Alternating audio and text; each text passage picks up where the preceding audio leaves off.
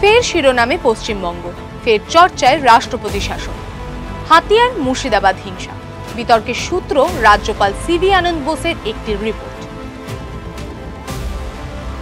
মুর্শিদাবাদ ও মালদা সফরের পর স্বরাষ্ট্র মন্ত্রকের কাছে রিপোর্ট পেশ করেন রাজ্যপাল। সূত্রের দাবি, ওই রিপোর্টে ৩৫৬ ধারার কথা উল্লেখ করা হয়। সংবিধানের ৩৫৬ ধারায় কোন রাজ্যের রাষ্ট্রপতি শাসন জারি করার বিধান রয়েছে।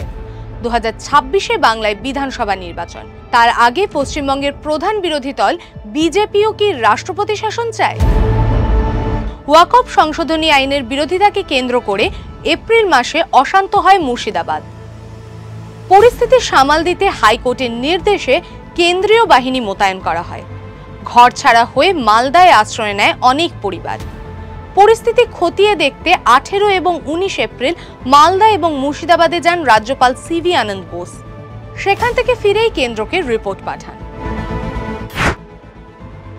সূত্রের দাবি, রাজ্যপাল তার রিপোর্টে বাংলায় উগ্রপন্থা এবং জঙ্গি কার্যকলাপের কথা বলেছেন। বোসের পরামর্শ, রাজ্য প্রশাসন যদি ব্যর্থ হয় সেক্ষেত্রে কেন্দ্রীয় সরকারের হাতে আইন শৃঙ্খলার ভার তুলে দেওয়ার জন্য আইন প্রয়োগ করা যেতে পারে।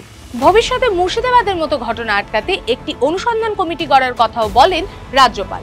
এই প্রসঙ্গেই রিপোর্টে ৩৫৬ ধারার কথা উল্লেখ করা হয়েছে। আমার এই ড্রেসগুলো চাই, ডিসকাউন্টও দিচ্ছে। এই গরমে সারাটা দিন যদি ফ্যান চলে, যা ডিসকাউন্ট পাবে সবই ইলেকট্রিক বিলের পেটে যাবে। তাহলে ফ্যান বদলে দাও। স্টাইলিশ তো বটেই, তার উপর ইলেকট্রিক বিলও বাঁচিয়ে দেয়। চলো কিছুটা সেভিংস করি, তুমি, আমি আর ভি-গার্ড বিএলডিসি ফ্যানস।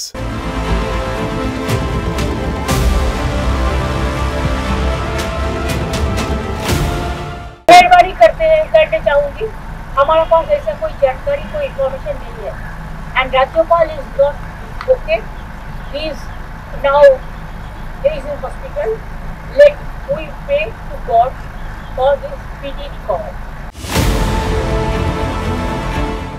রাজ্যপালের রিপোর্টের সমালোচনা করতে ছাড়ছে না তৃণমূল। রাজ্যপাল যে রিপোর্ট দিয়েছেন সেটা সম্পূর্ণভাবে রাজনৈতিক উদ্দেশ্য প্রণোদিত এবং তিনি তার পলিটিক্যাল অ্যাসাইনমেন্ট জনিত কারণে রিপোর্টটা দিয়েছেন। প্রথম কথা, তিনি জানেন পরিস্থিতি নিয়ন্ত্রণে, অর্থাৎ এই অবনতি যদি হয় এই কথাগুলো আসে না। দুই, রাজ্যপাল এটাও জানেন যে ওই সীমান্তবর্তী এলাকায় সীমান্ত রাখার দায়িত্ব তাদের স্বরাষ্ট্র মন্ত্রকের, বিএসএফ এর। যদি ওপাশ থেকে এপাশে হামলাকারীরা ঢুকে উস্কানি দেয় বা অনুপ্রবেশকারী ঢোকে, এই দায়িত্ব বিএসএফ এর।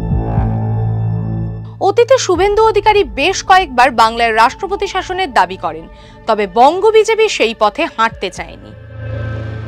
पार्टी चुने हुए सरकार को 356 के द्वारा तोड़ना भारतीय जनता पार्टी के नीति के खिलाफ है। लेकिन जिस तरीके से भारत के इस हिस्से में यानी पश्चिम बंगाल में जिस तरीके से संविधान के साथ खिलवाड़ किया गया, डेमोक्रेसी यहाँ पे है नहीं, यहाँ पे पूरा क्रिमिनलाइजेशन हो गया है सरकारी तंत्र का। इसके लिए आगे आने वाले समय में इसका तोड़ निकालना जरूरी है और मुझे लगता है 2026 में बंगाल की जनता इसकी तोड़ निकालेगी और वो ममता बनर्जी को 356 न दिखाकर ममता बनर्जी को सत्ता से बाहर निकाले। 2026-এ বাংলা দখলের লড়াই, তার আগে রাজ্যপালের এই রিপোর্ট কি শাসক দলকে চাপে রাখার কৌশল? তৃণমূলের দাবি, বোসের রিপোর্ট বাংলাকে বদনাম করার চেষ্টা।